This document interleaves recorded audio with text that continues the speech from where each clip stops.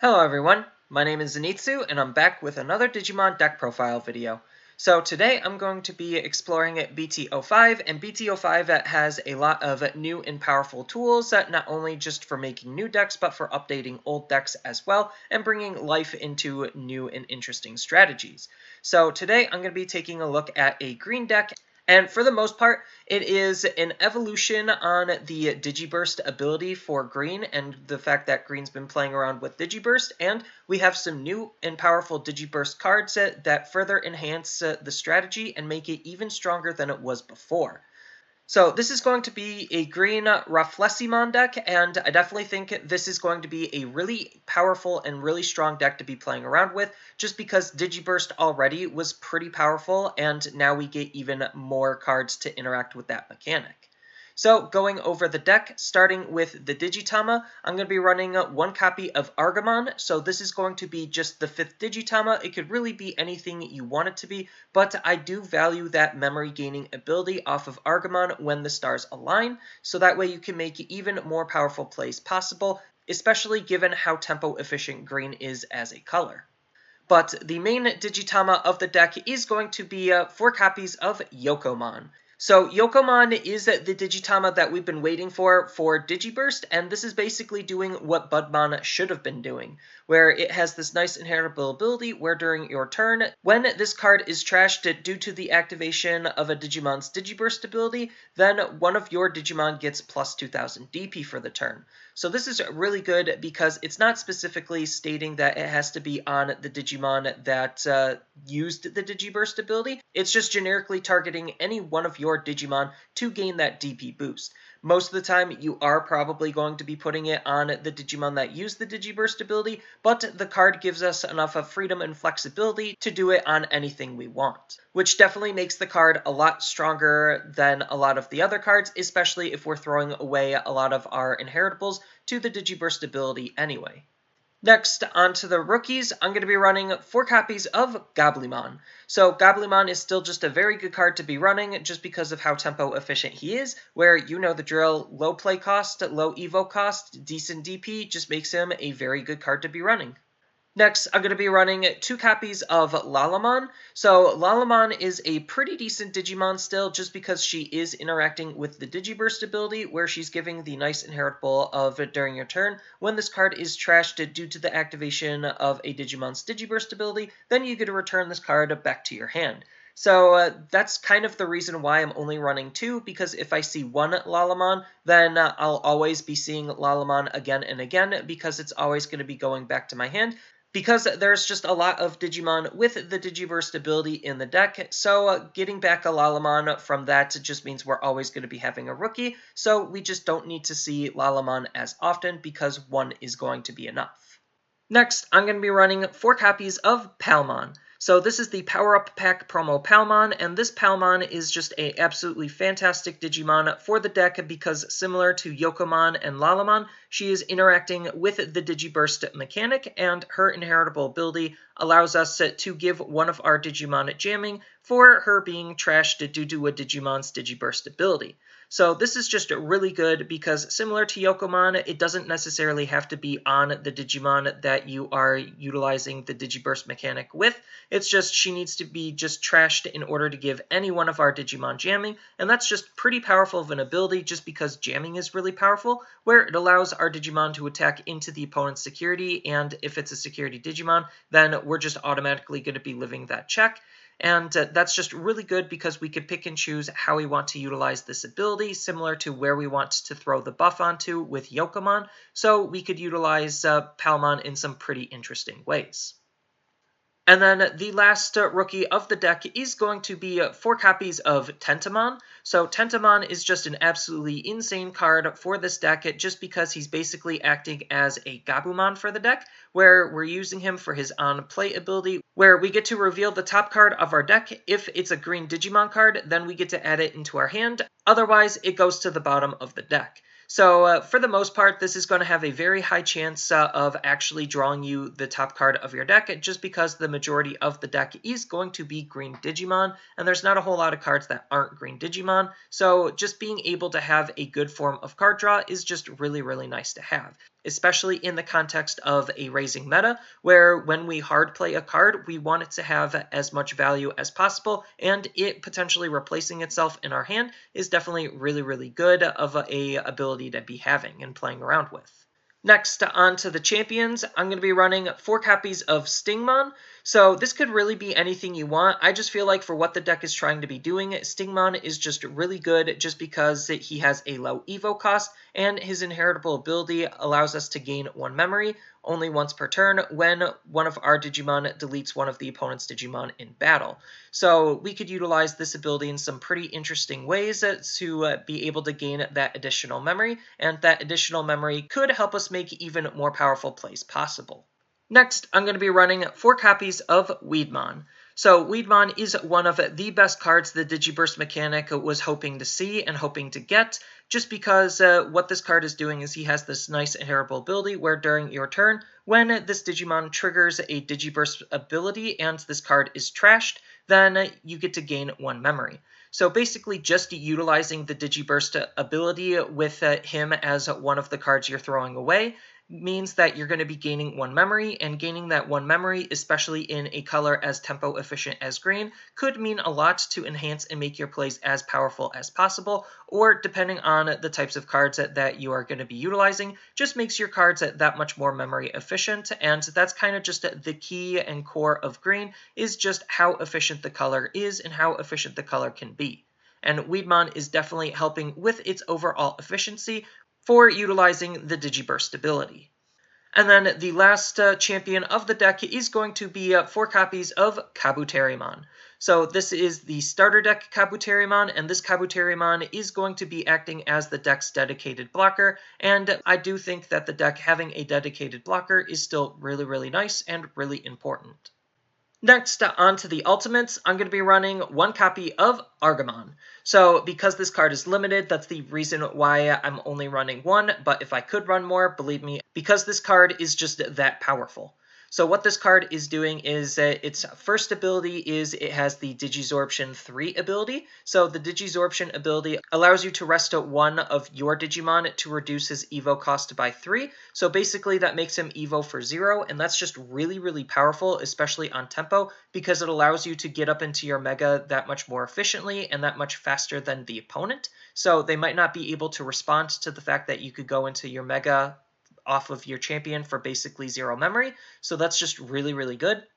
And then on top of which, he even has a really powerful inheritable ability where it's a when attacking ability, you get to play 1 level 3 green Digimon from your hand suspended for free. So even though it is coming in suspended, we still get their on play effects, so that makes cards like Tantamon even better. And on top of which, it's still just putting bodies on board, and putting bodies on board is always really good because that's just pressure that the opponent's going to have to deal with, and if the opponent can't deal with that type of pressure, then they're just going to crumble under it. Next, I'm going to be running 4 copies of Blossomon. So Blossomon is in here for basically some very similar reasons why Argomon is in here. We're running him just because he has the Digisorb 3 ability himself. So that way, it's just another way to get the Digisorb ability to just Evo as quickly and efficiently as we possibly can. And then the last ultimate of the deck is going to be 4 copies of Lilamon. So Lilamon is a really good Digimon for this deck just because Lilamon has the main ability of Digi-Burst 2. And the Digi-Burst ability allows us to suspend one of the opponent's Digimon down, on top of which Lilamon also has a really good inheritable ability where if you have a Tamer in play, on attack, then you get to suspend one of the opponent's Digimon down, and that's just really good because it just allows you to figure out ways to control the board and mitigate what the opponent is doing, and Lilamon has her own good combos for the deck, so let's just say under Lilamon we have a Stingmon, Yokomon, and Lalamon. So we could Digi-Burst the Yokomon and the Lalamon. Lalamon will go back to our hand. Yokomon will give the Lilamon the 2000 DP, and then we rest one of the opponent's Digimon down, and we could swing into it, thus triggering Stingmon's ability. So that's just one possible line of play that just makes Lilamon really, really good, and Lilamon also just has synergy with the rest of the deck just for having the Digi-Burst ability. So I definitely think this card is really powerful for this style of deck, and that is why we are running it. Next, on to the Megas, I'm going to be running 2 copies of BanchoStingmon. So BanchoStingmon is just a really powerful Digimon for this deck to be running because of how much synergy and how much work this card can be doing. So what this card is doing is, first, he has the piercing ability, so whenever he attacks into one of the opponent's Digimon and survives the battle, then he's also going to be dealing security damage to the opponent, which is just really good. On top of which, he has a nice when attacking ability, where if the opponent's Digimon has 12,000 or more DP, then this Digimon gains a plus 7,000 DP and security attack plus 2, which means paired up with his piercing, he's going to be able to delete any Digimon with 15 or below very, very easily. On top of which, the security attack plus 2 means he's going to be dealing a total of 3 security checks, which is just really, really powerful, especially at that high DP threshold, where he's going to have a very high chance of living more often than not through all of those security checks. And then this card is just really powerful because of the synergy that he has with the deck, where you could just sit on a Lilamon in Raising, then move Lilamon out, utilize Lilamon's Digi-Burst ability to suspend one of the opponent's Digimon down, so that way when you Digivolve into Bancho Sting, and if you're able to attack it in that same turn, which ideally you should be able to because he has an Evo cost of 3, then you're going to be able to delete one of the opponent's Digimon, and then if his ability is going to be triggering, then you're just going to be able to deal lots of security damage to the opponent.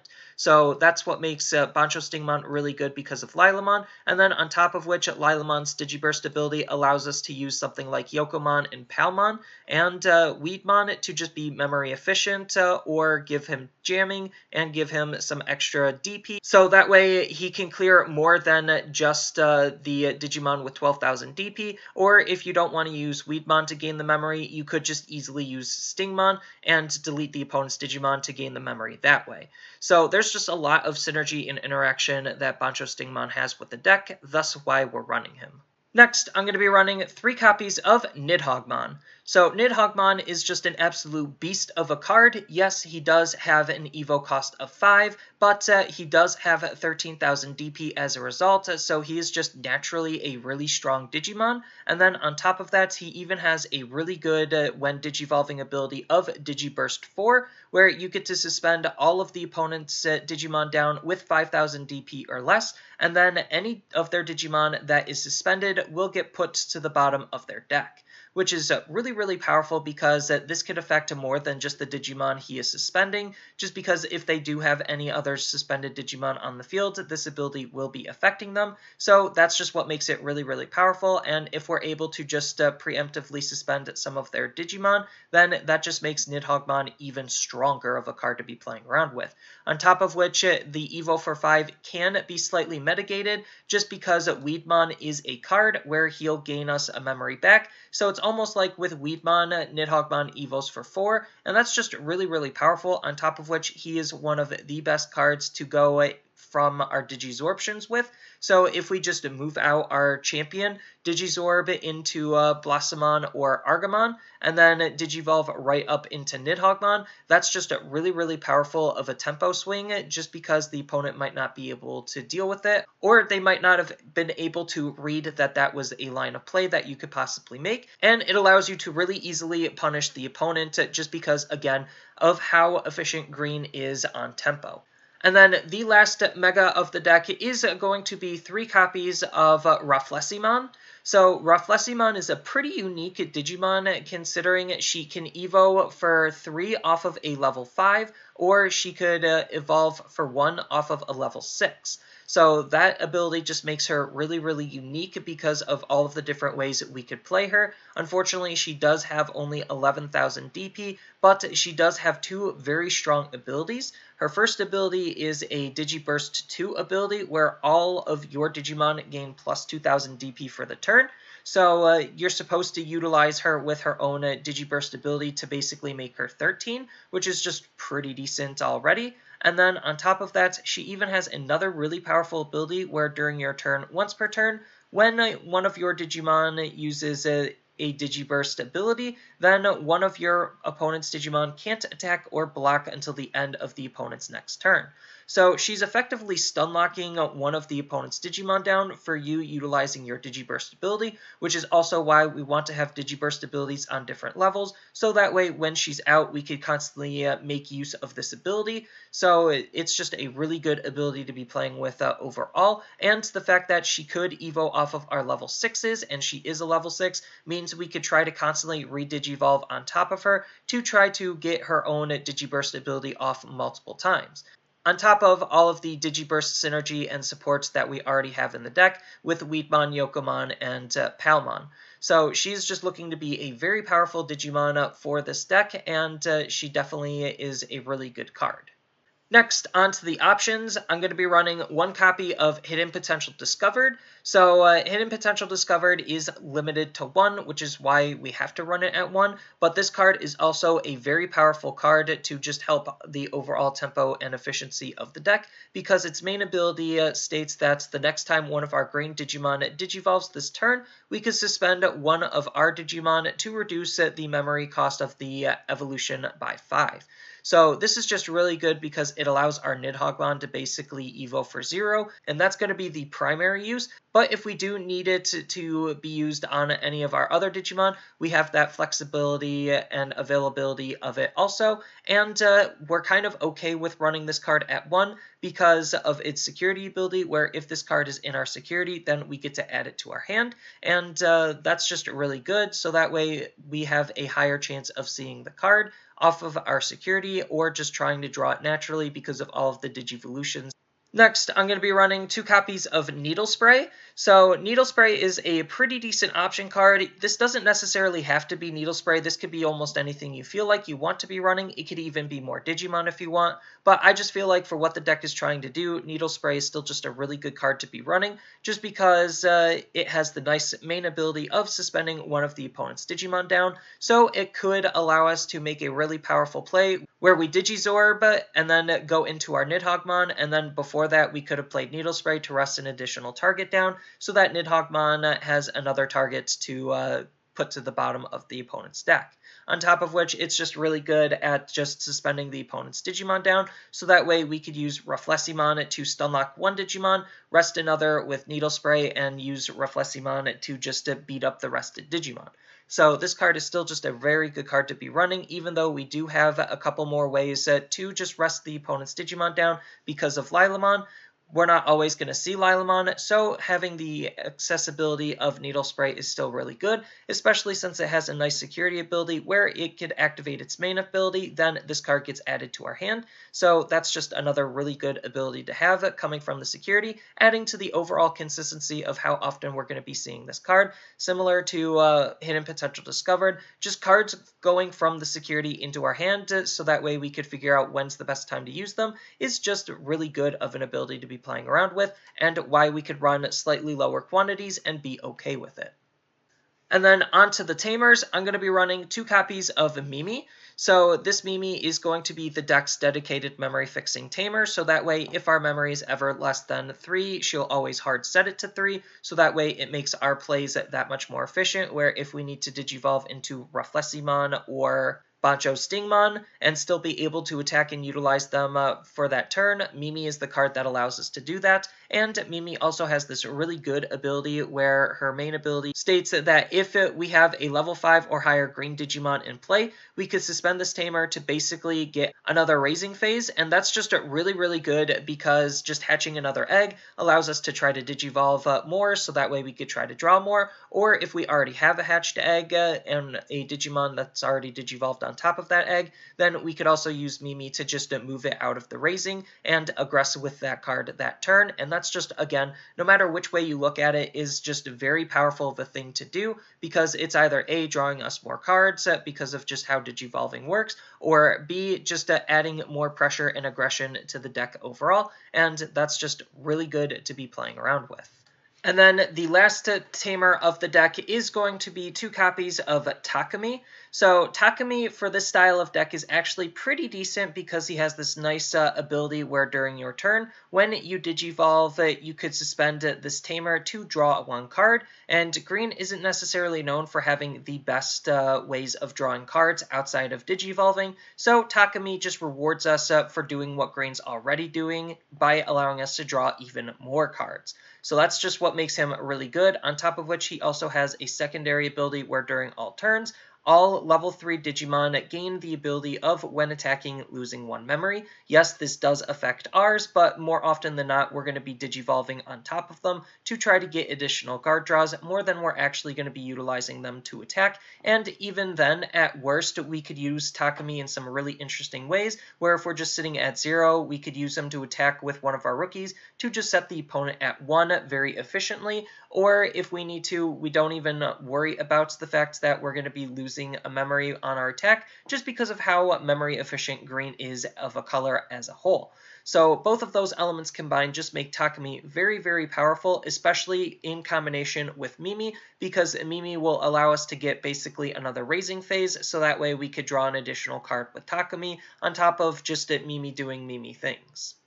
But do keep in mind with Takami that his first ability where you get to draw for Digivolving does not trigger in the raising area, so you do have to be careful on how you utilize him, but green can just easily flood the field, and because Mimi can just put the Digimon from the raising area onto the field, it doesn't necessarily matter as much, which allows Takami to excel in this style of deck.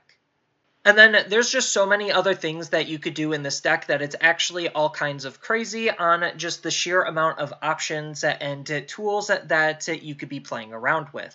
So if you want, you could be playing with Minomon as a good 5th Digitama, just because Minomon is just another way of gaining DP boost, which is always good. You could be playing Terriermon to memory block the opponent, because that could also be pretty good depending on the matchup. Then you also have Terriermon's Assistant, which also allows you to add potentially more cards into your hand, and that's always good, on top of which he is a level 3 with the Digi-Burst ability, so again, having Digi-Burst on different levels just makes Rafflesimon really, really powerful. Then you could also consider playing a small Palamon package, depending on what you want to go for, just because the new BT-05 Palamon has this nice on-delete, where you get to place 1 Palamon from your trash to the bottom of one of your green Digimon's Digivolution sources, so that way you could try to use the Digi-Burst ability again more efficiently, on top of which we also have the starter deck Palamon to round out this little Palamon package with the promo Palamon. So this Palamon is also pretty good because it has a nice generic when attacking ability, where when it's attacking one of the opponent's Digimon, it gains 2000 DP, so it's just 1 more than Minomon. Then you have some other really good efficient cards that you could be running. So if you wanted to, you could be running Vegemon, just because Vegemon's stats are actually insane. And then you also have Kabutarimon that you could be running if you want more DP boosting on your Digimon. Then if you want an alternate blocker, you could be playing Weedmon. So Weedmon is just really good because he has 6000 DP, where Kabutarimon blocker has only 5000 DP, and there's a lot of 5000 DP removal type cards. So Weedmon might actually be pretty good, but the downside to Weedmon is he does Evo for 1 more, so he's just a tiny bit less tempo efficient for a slightly better card. And then speaking of blockers, you could also consider running Cherrymon, because Cherrymon is a level 5 blocker, on top of which he evos for 2, which is really huge depending on how you're going to be playing the deck. And then you also have access to a whole bunch of other very powerful ultimates that evo for 2. So you could run Okuomon just to try to gain an additional memory for attacking into the opponent's Digimon. You could be playing Rapidmon for some additional DP boosting, or you could try playing Metal Tyrannomon to try to get multiple attacks off. Then you also have some other really powerful megas that you could be playing around with. So you have Mega Gargamon. So Mega Gargamon will just suspend one of the opponent's Digimon down and keep it suspended for a turn, and then he'll also gain Security Attack Plus. So if you just need to deal a little bit more damage consistently, Mega Gargamon is really good at doing that. Then you also have some other very powerful Digi-Burst cards that you could be running in the deck. So you could be playing Grand Kawagamon. So Grand Kawagamon's Digi-Burst 2 allows one of your Digimon to gain security attack +1. So that's just really, really good. And then you could also use Rosemon in a very similar fashion. And then you also have Hercules Kabutarimon, which is just another really good card to be playing around with Piercing. And then on top of which, he also has his own Digi-Burst ability to suspend one of the opponent's Digimon down. So that way you have more ways to suspend the opponent's Digimon down, and that's always really, really good. And then you even have some level 7s that you could be playing in the deck. So if you wanted to, you could be playing Chaosmon with Piercing. So Piercing is just one of the better keywords that Green has to be playing around with to deal damage more consistently. And being able to unsuspend them to attack into one of the opponent's unsuspended Digimon is just really, really powerful. Or if you wanted to, you could even think about running Volder Arm, just because minus 7,000 DP twice is just very, very powerful, and the on-delete of gaining 3 memory could also be really annoying for the opponent to try to deal with. And then another really good tamer you could consider running in the deck is going to be Yoshino, just because Yoshino is the Digi-Burst tamer, where she is interacting with Digi-Burst, and she allows you to put some of your eggs back into your egg deck, which is just really powerful because that could help you stay in the game longer and be able to utilize your eggs even more. But for the most part, this is kind of the shell or core that I decided to go with it, just because it's still doing some very powerful things. Everything is synergizing quite nicely, and it's still a very effective and efficient deck to be playing as a whole. But as I mentioned before, there's just a ton of different options and flexibility to the deck to really customize it and make it your own, all depending on the meta that you're facing and the cards that you want to be playing and running in the deck. But no matter which way you build it, it's still just going to be a very powerful deck to be playing, just because of all of the new tools and support that the deck got as a whole. So that's all I really have for this video. As always, feel free to tell me your thoughts down in the comments below, and down in the description below are different ways that you could support me in the channel. So one of those ways is I do have a TCG Player affiliate link, so whenever you use that affiliate link to buy cards off of tcgplayer.com, then some of the money will go to supporting me in the channel. And on top of which, I also do stream over on twitch.tv/Zenitsu. So following and subbing is a good way to support me over on that platform as well. And on top of that, I also do make and sell playmats over on Overcard Gamers on Facebook. So whenever you buy one of my designs through them, then some of that money will also help go to supporting me in the channel. And as always, don't forget to like, share, and subscribe for more content, and I'll see you in the next video.